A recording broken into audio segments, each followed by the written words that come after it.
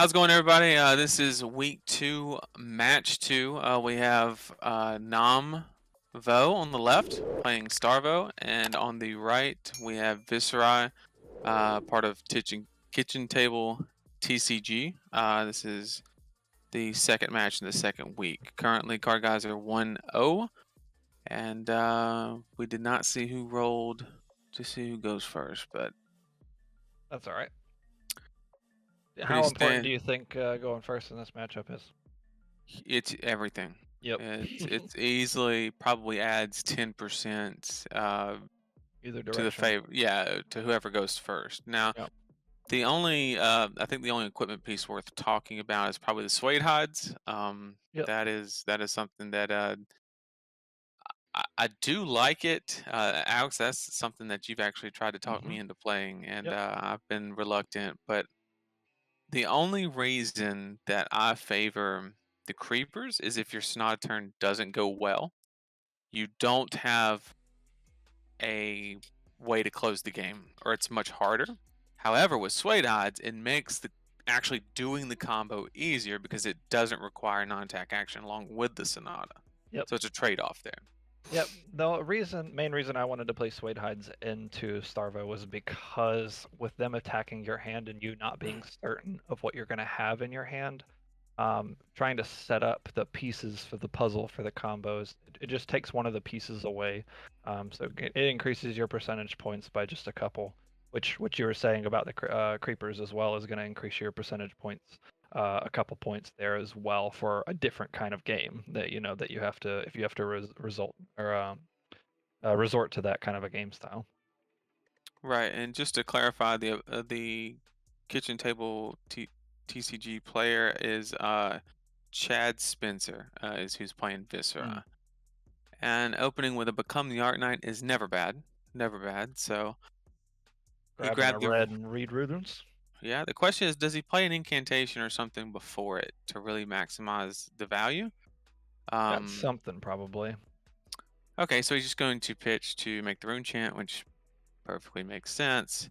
Mhm. Get And some of those attacks on the bottom of the deck. yeah, and perfect move to stack pitch that because this early in the game, you definitely don't want an attack anywhere near that arsenal. So he'll gain 4 here, go to 5, and that's a decent start for Viscera. However, he is vulnerable to the Starvo fuse because no arsenal, right? So Yep. anything that fuses here is going to hit. Yep. So we'll see if Nam got it. Looks like he did not.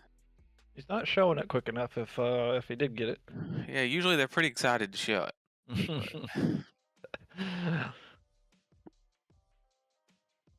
But This that's what. this matchup is really intricate when it comes down to the very small plays within the hands that you're given. Right. Um, Viserai, like we were just talked about there with stack pitching. That's just a little bit of extra knowledge, of playing Viserai, not wanting that arsenal slot. Here's actually another play for because the Viserai player has a completely brand new hand here, and so if he's given 4 attack actions here, Nam is happy just to pass turn, and it looks like his hand was not good. Oh. So Nam made the right call there by not attacking and trying to dig for the fuse here so that he can keep those attack actions in Chad's hand. And what that means is that basically allows Nam, because he knows that the Viscera player is at a deadlock here because he just didn't play a card his whole turn, Hmm. that he basically can just sit there and crown until he gets something. And it only hurts Nam if the Viscera off that one card he drew is like a Read the Runes, right? Right, right. But He did other put than he that, did put one card in Arsenal, so he might have had like a Sonata or a Mordred, but just nothing to go with it. Um, yeah, or it could be a D react. I can see that as well. that's And also right. Yep. yeah, and Nam's recognizing that situation, and I fully expect the Viscera to more than likely just pass turn. Or pitch. He would have to pitch 7, seven cards, 7 resources. or 7. Yeah, Oh, there's a card you don't see in OTK very a often. revel in OTK. That is interesting. Okay, never seen that before. I have seen it once, and it didn't work out for the person, but um, Right, the fact that it's going to be the fact that you're putting it at the bottom literally doesn't matter right. because your Sonata is just going to shuffle your deck. So um, the stack pitching and this for early game really doesn't matter too much. Channel like Frigid, there's a very very important card in this matchup. Going to make playing those non-attacks just a little bit harder. Yep. Very very slow start from Nam here. Yep. Now Um, I'm not a huge fan. I like the channel like Frigid play, obviously, but get in with the Ice Hammer if you can, right? we, yeah, I mean we've seen the Viserai player get rid of like so many attack cards out of his hand that he has to have non-attacks in his hand. He just Mm-hmm. has to. Mm-hmm. And the problem here is if he had two Read the Runes in his hand right there, now he just has one for next turn, right? Mm-hmm. So I think you had to throw something there after he gave up all those. But here we go. Now we're starting the fuse. That was a blue Autumn's Touch, I believe. Yep. So he does actually have the potential here to put two ice cards in the bin and keep the channel like Frigid around. Yep. Which he's doing now. Yep. And he's This playing is the spinal. an 11 dominate Spinal Crush. Yep. One So of the best. One of the best. there's a good chance that the Viserai player has a D-React in Arsenal. However, with the channel like Frigid, that makes it a little bit more inconvenient. Mm-hmm. Unless it's a reduced to rune chant. Correct.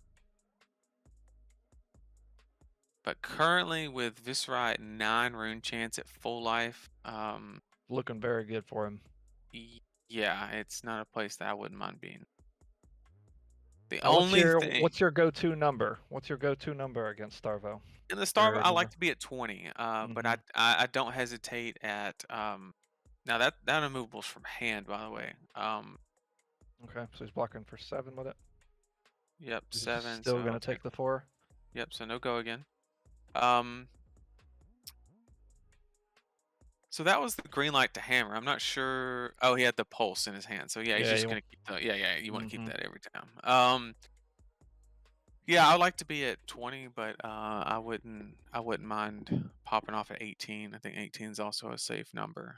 Um, Also, I think the Mordred Tide changes the math quite a lot. yeah, Um, anytime you can get a Mordred on the Sonata turn, it's worth probably a whole 2 attacks. Definitely. All Took right, we the have fuse again. pulse. Yep. Got a red evergreen that time. Pitching that blue Autumn's Touch. Or, nope, pitching a Blizzard. We're going to come in for 9 dominate with this one. Still got the channel like active. Mm-hmm. Yeah, No, Nam's path to victory here is going to look something like his opponent not seeing all of the defense reactions very early, his opponent misblocking at some point, maybe seeing all of the swarming super early and not being able to get those in the combo somehow, yeah, or I, I something like that. I do not agree with this skull cap block. I mean, it's Nope, not it doing anything. does nothing. Your life is a resource.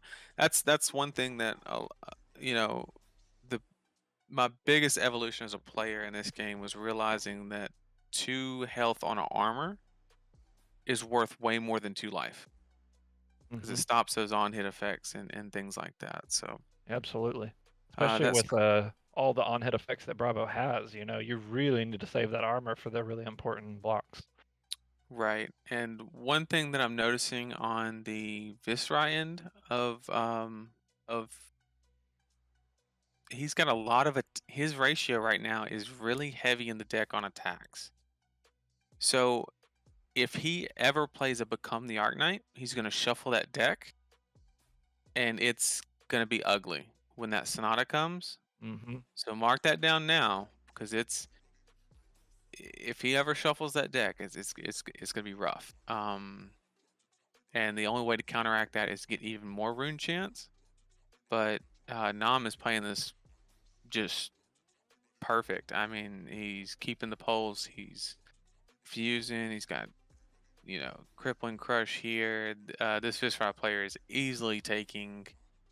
Um, 10 damage here, and he's going to lose 2 cards. Um, He's not snapping off a defense reaction, so that makes me think his arsenal is a non-attack.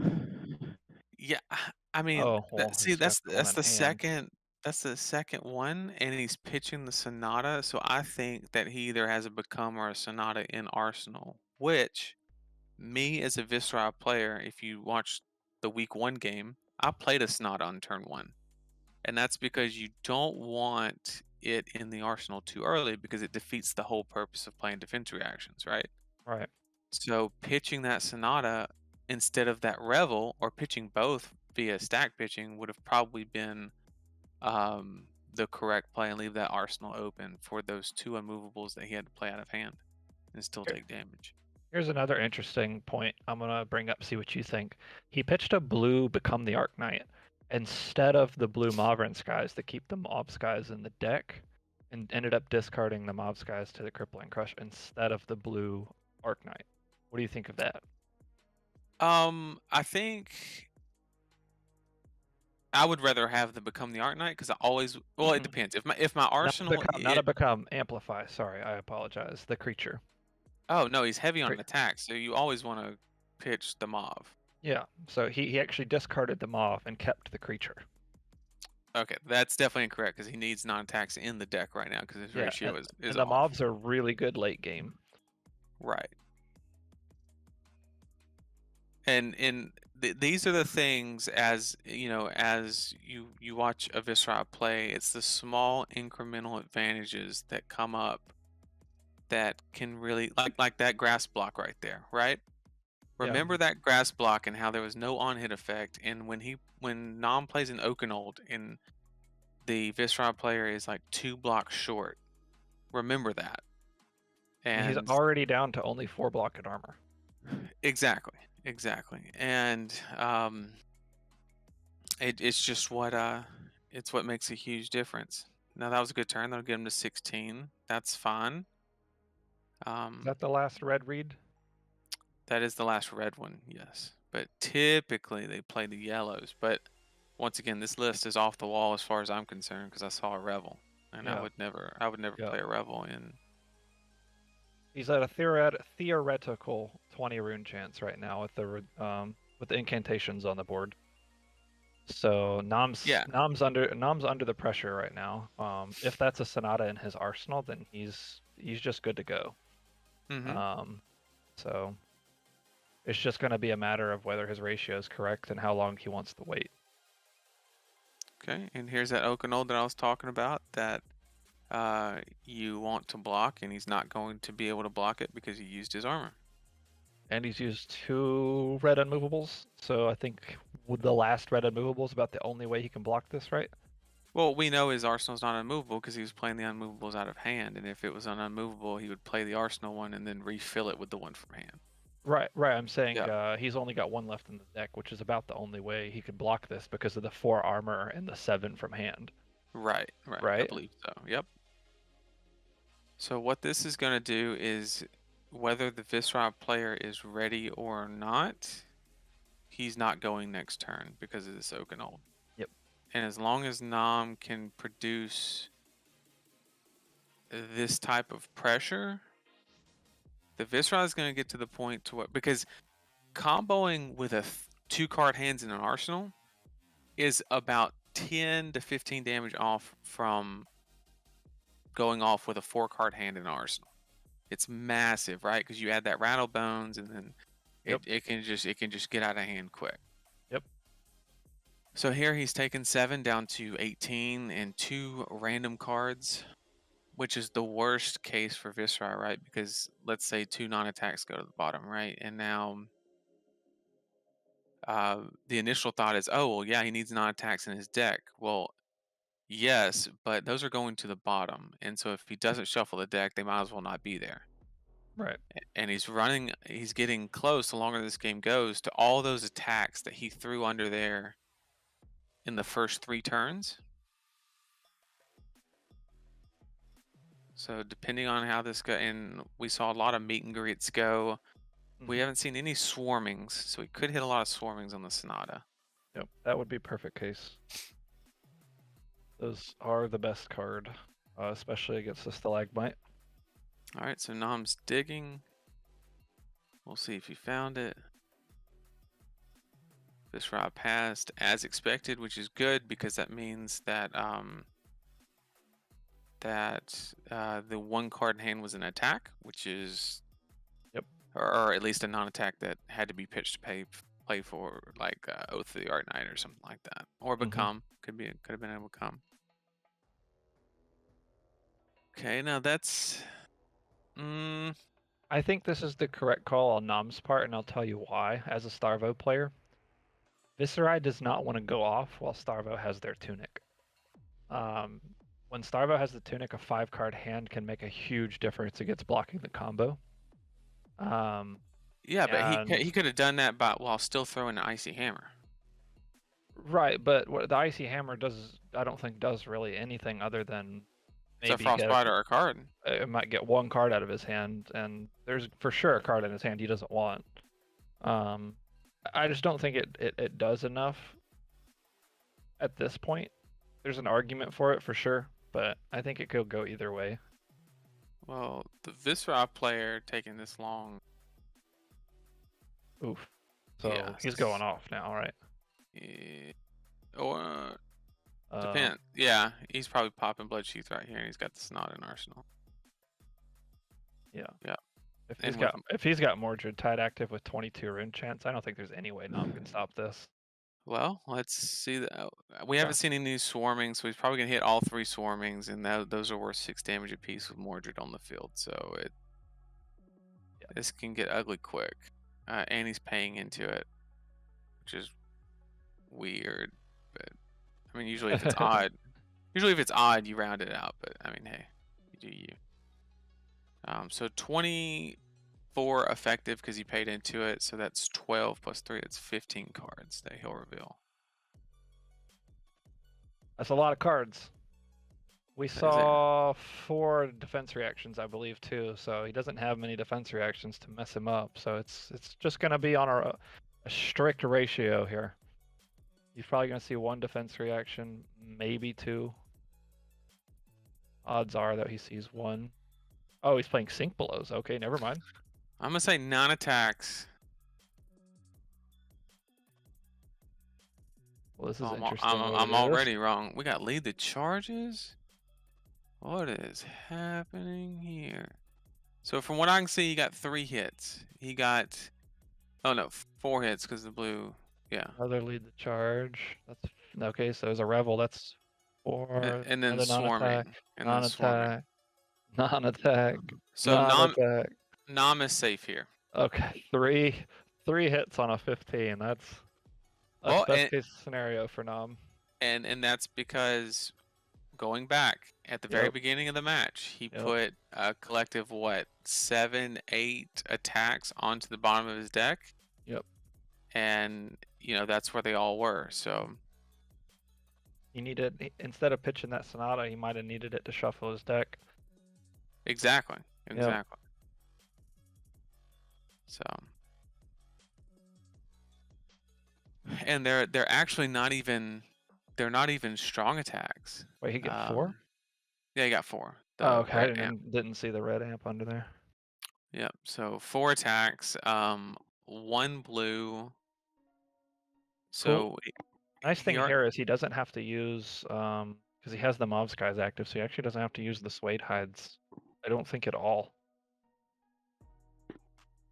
Yeah, well, I mean, he's gonna do the Suede Hides, right? Because the play here is to play the Spellblade Assault, right?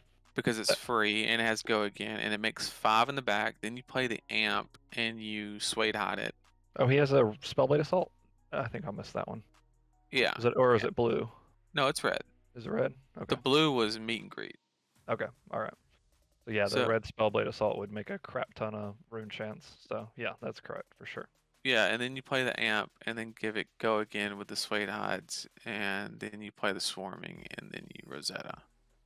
So the only thing that Nam has to think about here is he needs to block the 4 damage here, because you don't want to rune chance off the Mavran. And you want to block the for well, the meet and greet's blue, so this is really the block that counts. He does still have his tunic counter plus crown of seeds, so that's probably going to get used first to see what he needs to be blocking. The most important thing though here is he needs to not use Stagomite on this block Yes, for sure. because the amp is coming next, which will discount the frostbite anyway.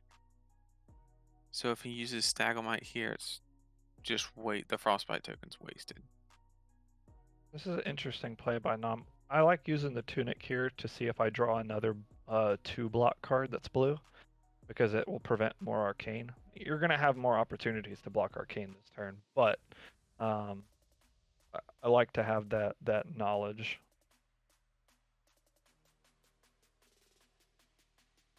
I wonder if Nam. I mean, you want to use Crown here to make it an even 3-block on the Spellblade Assault, so that's pretty easy.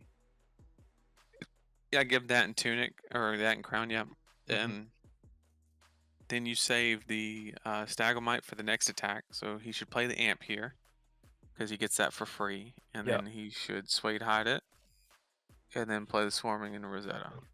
The Suede So Hide's going to cost 1. The Amp's coming in for free. He's got 1 resource left over, so he'll have to play that. He'll pitch a card, and then he'll have Swarming plus the blue meet and greet plus sword. Yeah, the Frostbite here unfortunately is not going to do anything. It's negligible, but Blue meet and greet, Swarming, and is the last card unknown or? it is unknown. Okay. Blocking 3 rune chance. Probably taking the other 2. Using Stalagmite on this one, or is he going to save it for that meet and greet? I would throw it in here just in the event that the player has like a Revel or something and he resets the chain. Because he doesn't have creepers, so if he plays any non-attack, he will reset the chain. Yeah. So I like using the equipment right here to give me the opportunity to get that back in there on the Rosetta swing. Yeah. Because the effect on the swarming doesn't matter, right? Because there's damage that you could block that's not arcane, so it's pretty irrelevant. But I'm usually a fan of taking this vanilla damage if I know a swarming's coming right after, and then just putting the Crater Fist and the Stalag in front of the swarming. But yeah, the it issue is if he depends on what revels you after know. here. Oh, Yeah, if he revels here, the game's over. because you know he's running them, so that's the that's. We've seen two, by the way, that aren't in his hand. So and he has only 1 unknown card in his hand. Yeah, it's pretty unlikely, but yeah, if he does have an on attack to follow this up, then this block is 1000% correct. Okay, so he's gonna take 2 here, and as predicted, he will Suede Hide, paying the 1. It actually costs 2 right now, so he will. There's a blue. Well, okay, no, it was known card. We knew about the blue shrill, right? We didn't, but that's it. That's the unknown card. So currently in his hand, he has a blue meet and greet and a swarming. Okay, that's pretty unimpactful, I think. So him still having 2 cards in hand, tunic block left. This card's gonna get a 3-block in tunic, I assume. Take 2, go to 9. It's actually more important to block the meet and greet than it is the swarming. Because Right, but you get to keep the last card for the meet and greet. So you block with the 3-block and the tunic here, and then save the last card in your hand to block the meet and greet, since it's only 2 power, right? Right. So you can block that easily. Probably take the 2 arcane here, go to 9. The sword swing is gonna put you to, I think, like 2 or 3. It's gonna be close with no arsenal. But you really cannot forget about that meet and greet because it's worth. Yeah, if the 2 hits, it's worth the. Yep. So 3-block plus tunic, and then save the last card for the meet and greet, and then it's gonna do 2 arcane. It's gonna put you to 7, and then 6 arcane or 6 damage is gonna put you to 1. So I think he survives at 1 here. Wow. So pretty unlikely that Nam makes it out of here alive because then the sword swing just wins. But It's all gonna depend on his opponent drawing a go again into sword the next turn. right. Because if Nam can set up an arsenal and survive next turn, then Hmm. he can stop the sword swing. And then it's gonna be very difficult for his opponent to win without having a setup turn. And he's So already chewed through all of his armor. And so he only has one armor block left, so now all of Nam's hit effects are gonna come in. that's Wait, game. what happened? That's game because Nam Did he took not the two block from. the He did not. So what? that's game. Why? I guess the card in his hand don't block. Oh no. Oh, it was a pulse. Oh no. And see, he ended on exactly no pitch. So if Nam would have Pulse of Volt Haven into an Icy Hammer on the turn before, Did he have enough to do that? he would have lived. Did he have Yeah, enough to pulse he into a hammer? just passed. What do you mean? Did he have enough? Oh, sure. He just passed the turn. Yeah. So that's why at the end of the game, when you really know that they have that Sonata and Arsenal, you can't do the Yeah. pass tactic.